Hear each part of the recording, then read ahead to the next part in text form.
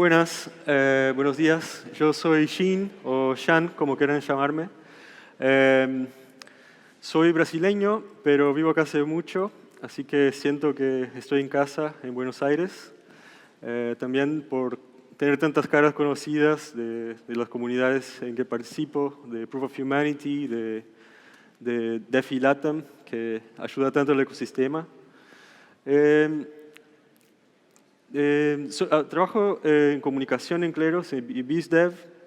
Y también soy muy activo en la comunidad de Proof of Humanity, en la gobernanza. Seguramente algunos me conocerán de ahí. Y en mi tiempo libre paso mucho tiempo coleccionando JPGs o NFTs, como muchos lo conocen. Estuve en los últimos tiempos, me estuve metiendo en muchos mercados, tanto de PFP cuanto de arte y de coleccionables en general. Es algo que me apasiona y vi ahí una manera nueva de crear comunidad y crear contenido y arte que me fascinó. Y siempre estoy intentando promover a los artistas locales y haciendo mi parte para generar algo que se mantenga solo. Sobre NFTs, creo que hay muchos casos de uso. Cuando se habla de NFTs, muchas veces se piensa en coleccionables, en PFPs, que son las imágenes de perfil, y también de arte. Yo voy a hablar más de esos casos de uso. Creo que acá todos tienen NFTs, ¿o no? ¿Quién ya claimeó un POAP en la conferencia? Sí, todos ya saben lo que es un POAP. ¿Y quién compró algún NFT alguna vez? Son un montón. Estamos los DJs están por todos lados ya. Pero bueno, el mercado de NFTs también tiene muchos problemas también, porque por la naturaleza de las blockchains, donde no tienes que pedir permiso para hacer nada, también eso da espacio para que haya muchos malos actores que actúen. Y siempre intentan explotar cualquier vulnerabilidad social, incluso, que puedan hacerlo. Entonces voy a comentar un par de problemas que encuentro con los mercados NFTs y también cómo Kleros puede ayudar a resolverlos.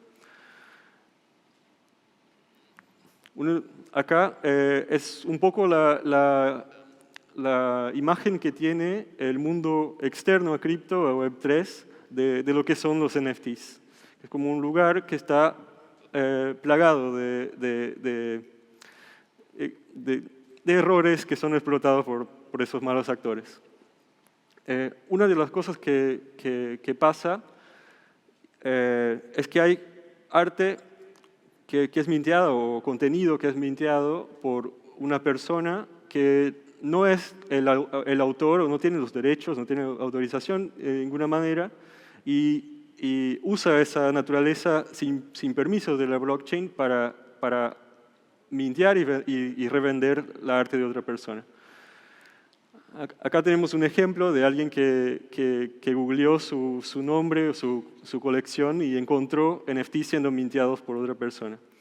Y eso es malísimo por muchos aspectos. Para el artista, todos sabemos que es difícil ser artista, vivir de su arte o generar, recibir el valor que uno da como artista a su público. Y para un artista ver su obra siendo vendida por otra persona que termina ganando ese valor es muy doloroso. Para el que compra la obra pensando que está bancando al artista y después se da cuenta que no, además de estar siendo engañado, también su obra, eso que compró puede terminar sin tener valor cuando salga a la luz que no es la obra del artista original. Y además, para nosotros que coleccionamos o o que somos artistas y estamos construyendo eso, quedamos muy mal como ecosistema, porque para el mundo exterior, off-chain, les parece a todos que toleramos eso, o que aceptamos, o que no hacemos nada para combatirlo. Lo que no es verdad, obviamente, todos saben que está mal, solo que estamos buscando las herramientas para hacerlo sin caer en tener una autoridad central que diga eso es la obra real, esa no. Así que, bueno, ese es uno de los problemas. Otro problema, counterfeiting o falsificación. Ese es un problema que el mundo del arte tiene desde siempre, desde siglos, desde cuando se empezó a vender arte. Y la expectativa de los mercados de NFT es que los NFTs, por tener ese certificado, iban a resolver ese problema.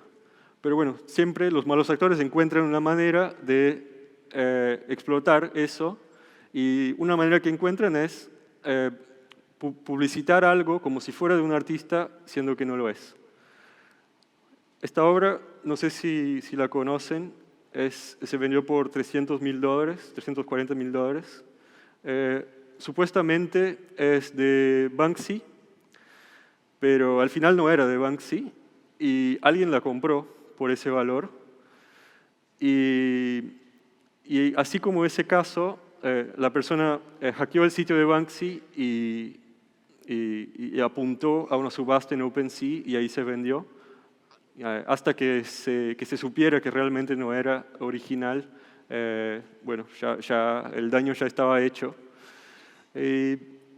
Bueno, ese es un segundo problema que tiene el mercado. Entonces, tampoco el NFT te garantiza, o sea, que esté minteado en la blockchain, que apunte a la metadata, tampoco garantiza mucho, porque alguien puede mentir que la obra es de un artista que no lo es.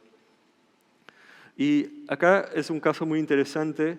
En el mundo de los NFTs, del arte NFT bueno, de los PFPs, hay como muchas discusiones sobre qué valor tiene la propiedad intelectual. Hay muchos proyectos que ahora ya se lanzan como CC0 o como abiertos para uso del público. Pero también hay muchos casos en que hay muchos casos de propiedad intelectual que vienen de otros contextos, de otros medios y del mundo off-chain, que está siendo trasladado al mundo blockchain. Y ahí hay muchos conflictos, porque muchos de los contratos no prevían ese tipo de usos, y hay también muchos vacíos entre cómo se va a legislar eso, cómo se va a lidiar con eso. Esa película, imagino que muchos la conocen, es una película de Tarantino, de culto de los 90. Tarantino resolvió mintear NFTs del script, con imágenes del script. Y Tarantino, para financiar la película en 94, si no me equivoco, tenía un contrato con Miramax, que tenía los derechos del nombre de la película, bueno, el contenido de la película. Y Tarantino tenía los derechos del script, de reproducirlo como quiera. Entonces, hizo una subasta para vender eso como NFTs. ¿Qué pasa? Miramax no interpretó que el contrato que tenían prevía que Tarantino pueda hacer eso, entonces les mandó una carta de cease and desist para decir, no sigas con la subasta porque te vamos a demandar. Tarantino siguió igual y vendió los NFTs por $1 millón. Y ahora ese caso aún no se sabe la resolución, porque hay como argumentos de los dos lados, pero ese tipo de casos es algo que vamos a ver mucho, porque hay mucha propiedad intelectual que se está pasando al mundo cripto, y bueno, se van a aclarar con ese tipo de demandas, y y de situaciones. Entonces, ¿cómo Kleros puede ayudar en eso? Yo voy a comentar un poquito sobre cómo funciona Kleros. Kleros, el caso más típico de Kleros es cuando, el caso más fácil de explicar es una manera de hacer contratos entre dos partes y que se resuelva en una disputa. Kleros es un protocolo de resolución de disputas que usa incentivos criptoeconómicos para encontrar la respuesta correcta para una disputa. Entonces acá tenés, siempre llamamos de Alice y Bob, que hacen transacciones. Para dar un ejemplo, vamos a decir que Alice quiere contratar una ilustración de Bob y pone tienen un contrato y dice que va a pagar tanta cantidad de Ethereum por la ilustración. Se usa Kleros, un smart contract, donde Alice pone la plata que le quiere pagar a Bob y Kleros es el arbitrador. O sea, tienen el contrato que determina que si si Bob le entrega el servicio a Alice, entonces el contrato va a pagar el monto acordado a Bob. Pero si Alice siente que Bob no cumplió con su parte, Alice puede abrir una disputa en Kleros y entonces, al abrir una disputa en Kleros, se eligen jurados que votan mediante la evidencia que se presente si Bob cumplió o no lo que tenían acordado. Si Alice tiene la razón, entonces Alice recibe los fondos que tiene en el contrato de vuelta y Bob no recibe los fondos. La visión de Kleros es que ese tipo de mecanismos, por ejemplo en un escrow, que este tipo de mecanismo se puede usar para muchos aspectos, que pueda ser una parte de la economía Web3 y que permita a las Alice y Bobs que puedan transaccionar con gente que no conoce. Porque, bueno, ya sabemos que la economía global, tanto de creator economy como lo de freelance, sabemos que ya pasa muchas veces por trabajar con gente que no conoces. Así que tenemos esta visión para Kleros de que puede estar en muchos aspectos. Uno de los casos de uso de ese mecanismo, uno de los primeros casos, y también creo que quizás solamente la gente de DeFi que estuvo desde cuando nació el ecosistema lo tiene bastante presente, es la lista de tokens de Kleros, que básicamente usa un mecanismo de poner un depósito y usar un contrato para poder agregar ítems a la lista. Esa lista surgió de esta dificultad. ¿Cómo hacer con que un exchange descentralizado pueda filtrar los tokens que son de proyectos legítimos o que siguen determinados patrones de los tokens que no? Como les comenté antes, lo abierto que es el ecosistema también permite que haya muchos malos actores. Estamos todos muy informados de muchos casos, de scam, de Ponzi, etc. Y acá hay como dos maneras de interpretarlo. Lo que pasa muchas veces en exchanges centralizados es que hay un equipo que decide, ¿no? Y eso era algo que pasaba también en los exchanges descentralizados en su momento. Y bueno, eso ya sabemos todo lo que puede ocurrir, ¿no? Como que si pasa por una decisión de pocas personas, puede ser como muy arbitraria, puede ser que haya, de cierta manera, insider trading, que haya, que se pueda sacar provecho de ese poder centralizado de alguna manera. Pero tampoco, si no se hace nada, los usuarios quedan muy vulnerables a cualquier persona, cualquier atacante. Y bueno, si ven que hay scams ahora, imaginen lo que era el mercado de DeFi 2 años, 3 años antes.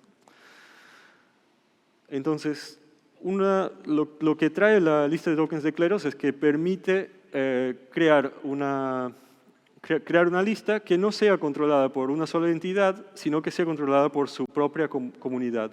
O sea, la comunidad es quien envía los tokens a la lista y la comunidad es quien cura los tokens de la lista, o sea, ayuda a decidir qué tokens tienen que estar y qué tokens que no. Acá. ¿Y cómo funciona? Acá Alice quiere registrar un token, pone un depósito y si el token es aceptado, si no tiene ningún error y sigue las reglas. Pero para dar un otro ejemplo, si Alice quiere registrar un token que es un scam o no sigue las reglas de la lista, Alice hace un envío con un depósito y la gente que revisa la lista, que puede ser gente interesada en DeFi o cual sea el ámbito de la lista, tiene la opción de hacer un challenge o una disputa. Cuando hay una disputa, la parte que crea la disputa también pone un depósito, porque también así tiene un incentivo financiero para ser honesto o al menos no intentar remover cualquier ítem. Y si esa persona pone un depósito, se abre una disputa en Kleros, se sortean jurados, los jurados votan. Si en el caso de que el token sea un scam, los jurados votan para remover el token o rechazarlo. Y bueno, Bob, en ese caso el que hizo el challenge, se queda con el depósito de Alice. Entonces Alice intentó registrar un token que es un scam y además perdió plata y fue penalizada básicamente financieramente por intentar registrar un token que no cumple con las reglas. Ese es un caso bastante interesante de la lista de tokens, Buyer Chain. Fue un caso que fue enviado a la lista y las personas que revisan la lista, en ese momento los más fanáticos de DeFi, se pusieron a leer quién había sido el fundador o quién la página decía que era el fundador. Y decía, el white paper decía que había sido creado por Scott Bingley, un experto de Oxford, de Blockchain Research Laboratories. Y la gente que estaba investigando la lista buscaron información sobre quién era Scott Bingley y llamaron a Oxford y se dieron cuenta que ese laboratorio no existe, nadie sabía en Oxford quién era Scott Bingley y que la imagen era una foto de stock. Así que las personas que revisan la lista se dieron cuenta que era un scam. ¿Y qué pasó 6 meses después? El gobierno de China lo identificó como realmente un scam, así que Kleros y la comunidad de Kleros identificó mucho antes que un gobierno que un token no era legítimo. Entonces, ese mecanismo de crear listas, que también es el mismo que se usa para Proof of Humanity, ahora tenemos un registro de tags de Ethereum que se usa en Etherscan. Nos pusimos a preguntar cuando vimos ese movimiento en los mercados de NFTs, si se podía usar eso también para usar para NFTs.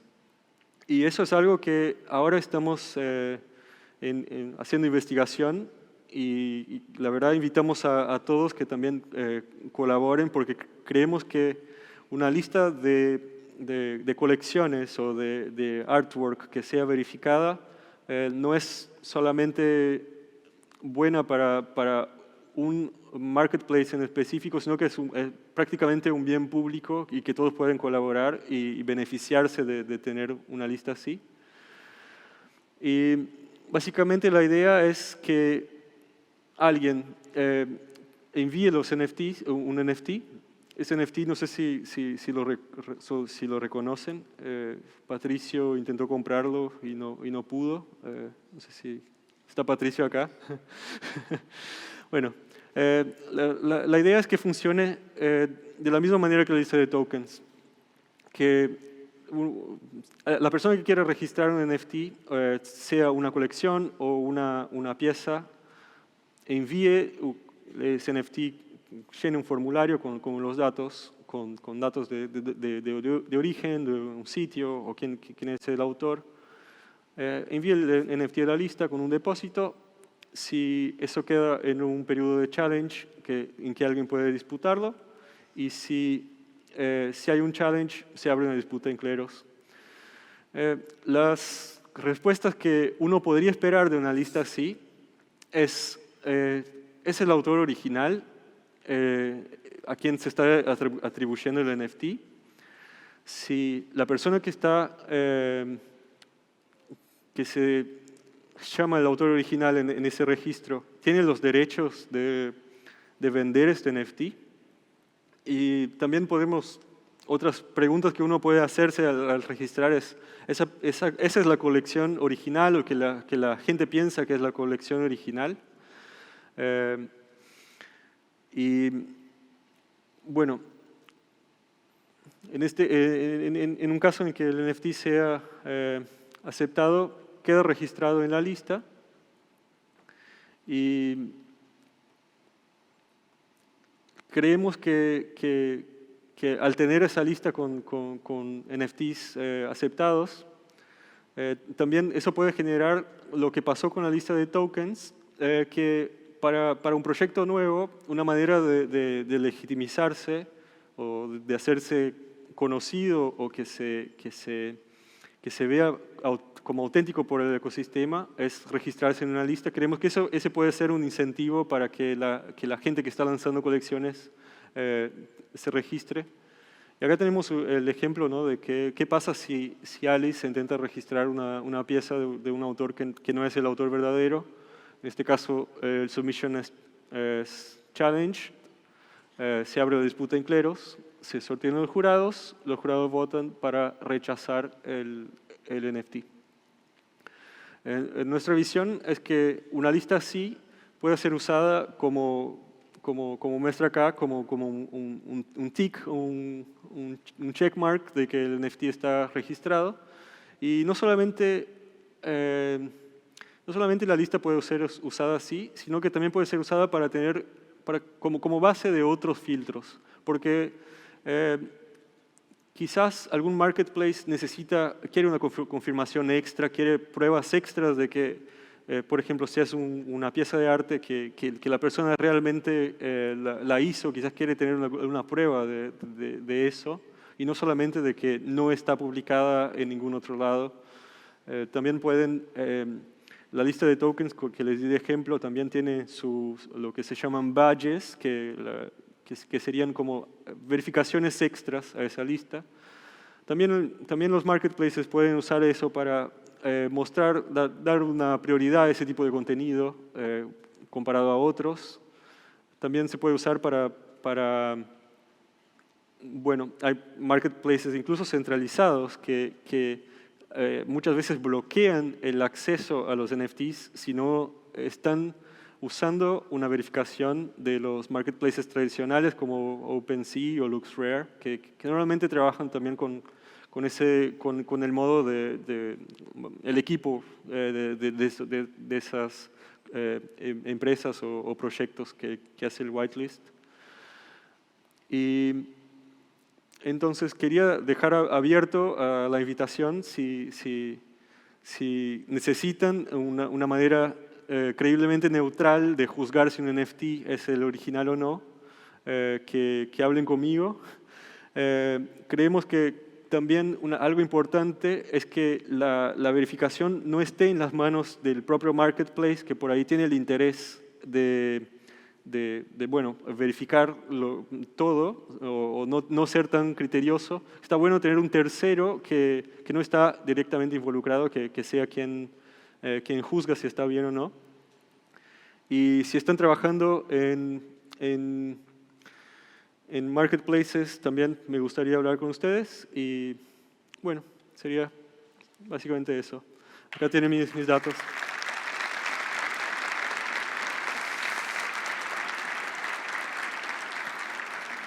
Bueno, no sé si ¿alguien tiene alguna pregunta? Bueno, gracias. ¿Una pregunta?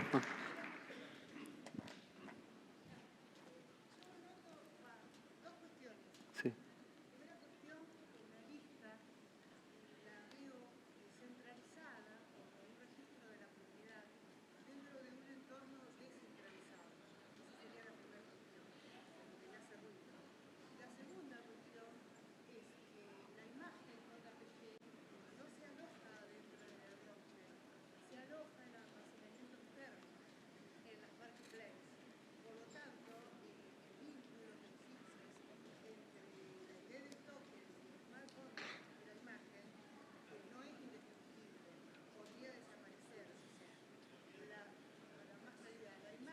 Sí.